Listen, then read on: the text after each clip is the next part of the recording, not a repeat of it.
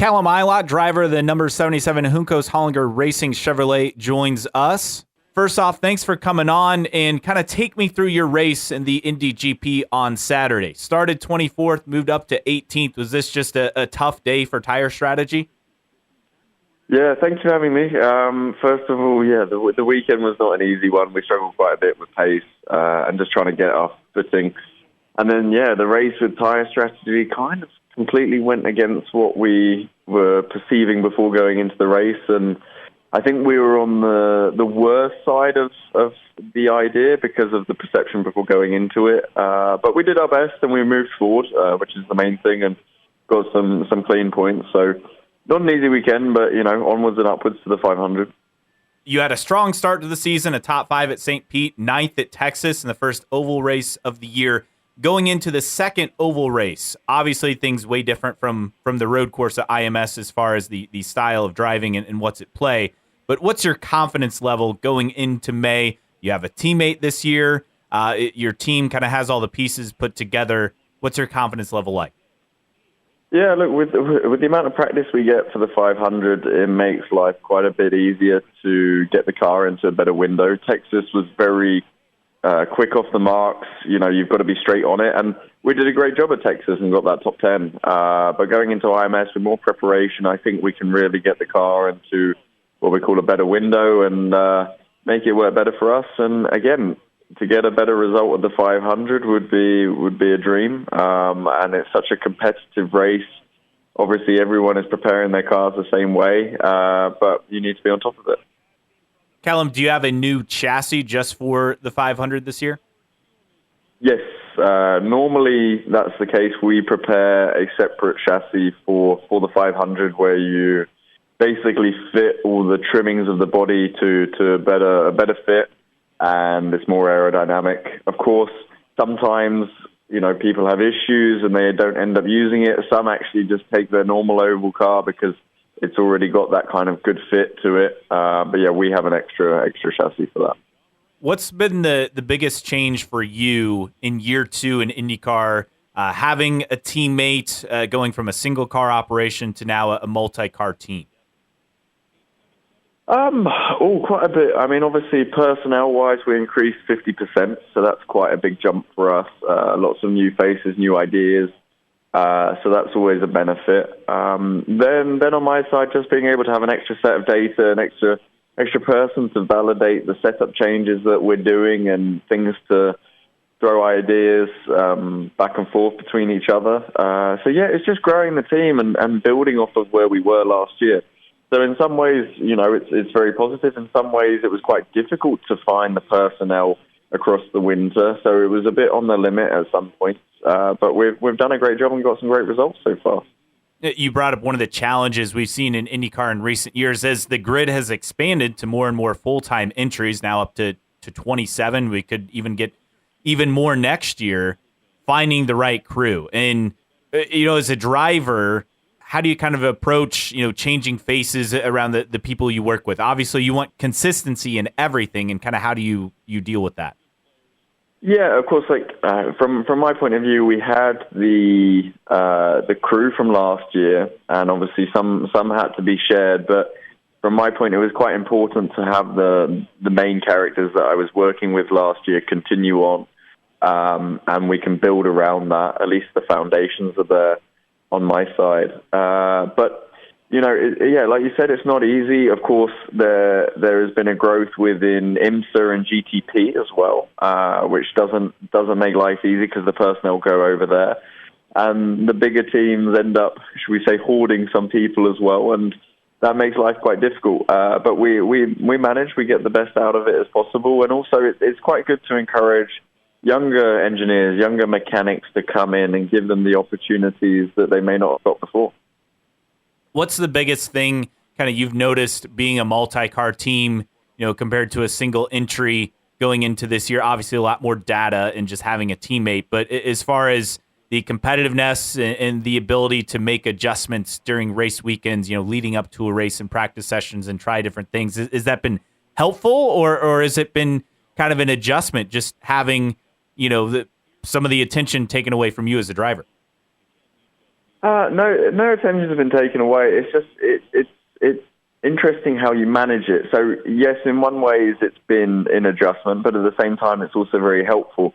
You've got to understand as drivers what you need from the car and what you want. So obviously me and Augustin are quite similar in driving style, but we do like different things, but along the same lines. So it's about knowing and expecting what he's going to want and what I'm going to want, and then being able to adapt the car. But that takes a couple of races to understand, and that's never easy to do and takes time. But I think we're finally sort of, after Barber got the idea of which way we both want to go, and we can preempt that and predict it, and that way there's no confusion anymore. So yes, it is positive. It is good to be able to both do the same changes and validate it, or do separate changes and be able to throw the ideas off and go to the better direction, and that works really well.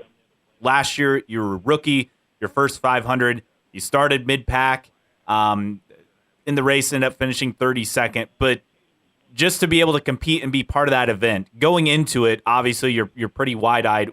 Now in year 2, you just feel a lot more comfortable with how everything's going to go leading up to the green flag for the race?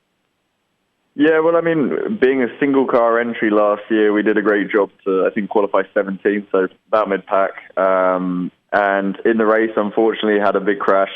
You live and learn. At some point, it's going to happen, and luckily, I kind of got away with it with just a broken hand. That was it. But a big one for me, probably the biggest in my career. But yeah, going into this year, you just know what to expect more, how to prepare better with the car and yourself, and that makes life so much easier and so much more relaxed. Of course, it's still a giant race for us, and so much preparation goes into it, but you can just preempt that better and prepare it better. Callum, when you look at racing on oval, something that was new to you coming into IndyCar, how do you feel about them now? A full season into it and having competed at Texas earlier this year. I feel much better. I mean, I remember going to Texas last year, being my first oval, and I just went into it going, I don't know what to expect, so I'm just gonna go for it and see.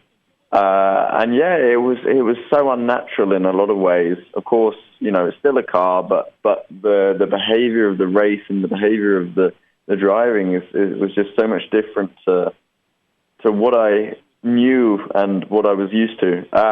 But coming into it this year, it just felt so much more natural. I was able to capitalize on areas that I started to get good at the end of last year. But I still think, obviously, there's room to improve. There's room to work forwards. And as a team, we need to improve with the car as well.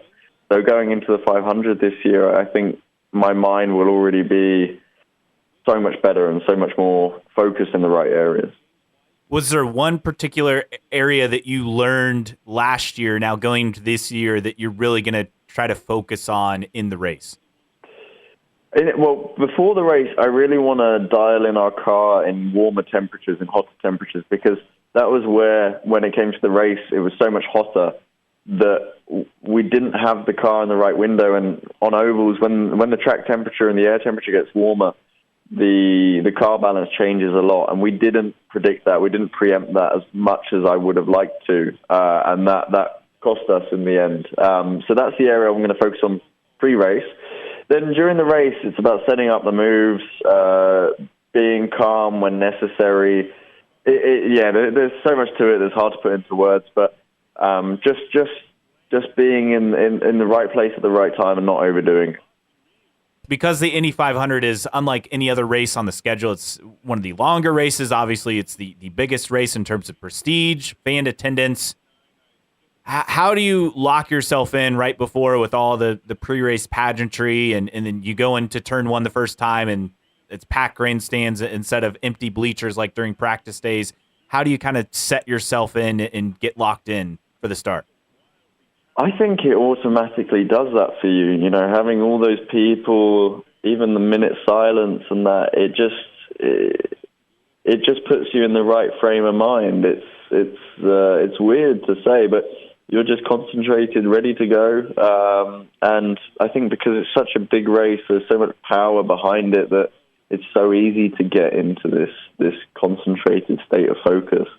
And then, once you're in the car, kind of that focus becomes what you ever normally do, which is you get in the car and you drive, and you're focused on what you need to do, which is the start, the car ahead, the white line on the inside, and you just get going from there. What was the biggest surprise for you off track on race day last year? Was it the aerial bombs going off at 6 or 7 a.m.? Yeah, probably that was the one. They're quite loud from your little RV in the middle of the track. So yeah, that would be it. And then just as I got back to sleep, I had a marching band come outside our RV, walk past. Actually, 7 marching bands. So that took a while. You never know what you're going to get, right? Aerial bombs, marching band. There's a lot going on that day for sure. You've had experience in Formula One as a test driver in previous years. Now you've come over to IndyCar. Now that you've been over in the States, is this kind of feel more like home? Do you feel like you're kind of finding your niche here in motorsport? Yeah, I'm very settled in now. I enjoy it a lot. It's welcomed me, and I've got on well with it. It's had its ups and downs, of course. But yeah, I came from living in Italy with Ferrari on the Formula One side for 4 years to jumping over here, getting settled in, and yeah, I found it very easy so far. And the American racing is great. It's very competitive, but it's just easy going, and everyone has a good atmosphere. Yeah, you mentioned that easygoing. Was that a big adjustment for you coming from Europe, where it seems very cutthroat, where here in America, people get along and are friendly in the paddock? Yeah, it just makes the environment and your life just easier, and a bit of a nicer progression through it. And after the race or whatever, you can just sit down and chill with everyone and discuss the issues instead of having to hide them. So no, it's great. I love it here, and I think we all have a great time. Do you have like a bucket list living over here in America as far as things you want to do and things you want to see? And how is that going about crossing those things off? I haven't got a set in stone bucket list, but I'd like to go and see some of the national parks, so drive across the country in an RV and go and see those. Otherwise, it's just exploring a little bit more, and I'll probably slowly do that over the years that I'll be out here. Away from the track, you like to do some outdoor activities, swimming, climbing. What's kind of the coolest thing you've been able to climb here in the States? I have actually not done any climbing since I've been in the States. It's been a bit on hold because we've been so busy during the season, and then in the off season I took the opportunity to go back to Europe. So I haven't really done too much. I did get to go surfing once in LA, which was quite nice. So I don't get to do that really in England. So that was a nice opportunity for me. But otherwise, yeah, the outdoors here is great. We've got some smaller parks in Indianapolis, but it's nice to go cycling and walking about. And is there any American sport you've really taken a liking to? No, so these are quite slow for me to get into, but I am slowly watching more and more NFL. I'm struggling to get into basketball, although I do like it. I'm just very slow to take to it. I've been to I think 2 Cubs baseball games in my time, so I'm getting there. Do you have a favorite team in any of the sports that you kind of latched onto? Not yet. I mean, the Colts obviously is the hometown favorite, but I'm trying to see as I learn more. Callum Ilott, driver of the number 77 Juncos Hollinger Chevrolet, joining us. Callum, good luck here as practice starts this week and qualifying this weekend, and good luck the rest of the month of May. Thank you very much. Have a great time. We'd love for you to interact with us. You can find us on the podcast at newtrackrecordpodcast.com. While you're there, sign up for our email list. We'll give you weekly emails, or in this case, bi-weekly emails for new episodes. Also, you'll never miss any special announcements, and it's all for free to sign up and subscribe. Plus, on the website, you can check out the store. We have t-shirts and stickers for sale. You can support us on Patreon. Thanks to Xavier, Rob, Stitch, and others for their support. It all starts for just as little as $1 a month, patreon.com/newtrackrecord. You can also follow us on your favorite social media platforms, Instagram and Twitter. Our handle is IndyCar Podcast. On Facebook, just search for New Track Record. And you can email us newtrackrecordpodcast@gmail.com. That wraps up a special edition of New Track Record Podcast. Podcasts by Federated Media.